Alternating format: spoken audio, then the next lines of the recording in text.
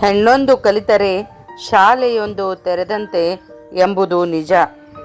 ಶಿಕ್ಷಣ ನಾಯಕತ್ವದ ಮೆಟ್ಟಿಲು. ಸ್ತ್ರೀ ಶಿಕ್ಷಣ ಪಡೆದಾಗ ಅವರು ವಿವಿಧ ಕ್ಷೇತ್ರದಲ್ಲಿ ನಾಯಕರಾಗುವ ಸಾಮರ್ಥ್ಯವನ್ನು ಹೊಂದಿರುತ್ತಾರೆ. ಅವರ ಕೌಶಲ್ಯ ಮತ್ತು ಪರಿಣಿತಿಯನ್ನು ಸಮಾಜಕ್ಕೆ ಕೊಡುಗೆಯಾಗಿ ನೀಡುತ್ತಾರೆ. ಸ್ತ್ರೀ ಶಿಕ್ಷಣ ಸಕಾರಾತ್ಮಕ ಬದಲಾವಣೆಗೆ ಪ್ರಬಲ ಶಕ್ತಿಯಾಗಿದೆ. ತೊಟ್ಟಿಲು ತೂಗುವ ಕೈ ಇಡೀ ಜಗತ್ತನ್ನೇ ತೂಗಬಲ್ಲದು. ವಿದ್ಯೆಗೆ ಸರಸ್ವತಿ, ಸಂಪತ್ತಿಗೆ ಲಕ್ಷ್ಮಿ, ಶಕ್ತಿಗೆ ಪಾರ್ವತಿ, ಎಲ್ಲಕ್ಕೂ ಮಿಗಿಲಾಗಿ ಜೀವ ಕೊಟ್ಟವಳು ಹೆಣ್ಣು. ಇಂಥ ವ್ಯಕ್ತಿತ್ವಕ್ಕೆ ಕೋಟಿ ಕೋಟಿ ನಮನಗಳು. ಮನೆಯೇ ಮೊದಲ ಪಾಠಶಾಲೆ, ಜನನಿ ತಾನೇ ಮೊದಲ ಗುರು ಎಂಬುದು ಅಕ್ಷರಶಃ ನಿಜ.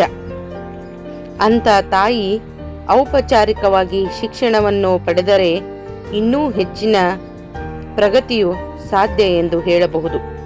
ಹೀಗೆ ಅನೇಕ ರೀತಿಯ ಕಲಾಕೃತಿಗಳು ಕಾಣಸಿಗುತ್ತವೆ.